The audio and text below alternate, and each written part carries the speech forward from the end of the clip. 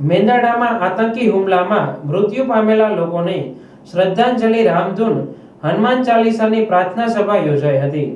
મેંદરડા ગ્રામ પંચાયત કચેરીના પટાંગણમાં આંતરરાષ્ટ્રીય હિન્દુ પરિષદ, રાષ્ટ્રીય બજરંગ દળ, વંદે માતરમ સેવા સમિતિ અને મેંદરડા શહેરની વિવિધ ધાર્મિક, સામાજિક, સેવાકીય પ્રવૃત્તિ કરતી સંસ્થાઓ તેમજ હિન્દુ સમાજના તમામ લોકો દ્વારા જમ્મુ કાશ્મીરના પહેલગામમાં આતંકીઓ દ્વારા અંધાધૂન ગોળીબારમાં દેશના વિવિધ પ્રાંતના 28 જેટલા પ્રવાસીઓની ગોળીને મારી હત્યા કરવામાં આવી હતી।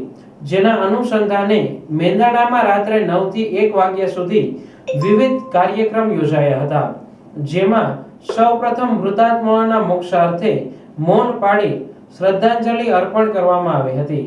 બાદમાં વૃંદાવન આશ્રમ આલિદ્રાની ધૂન મંડળી દ્વારા રામધૂન, હનુમાન ચાલીસા વગેરે ધાર્મિક કાર્યક્રમ યોજાયા હતા।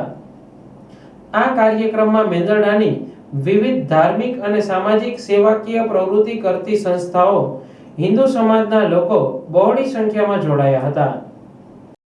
જય ભારત।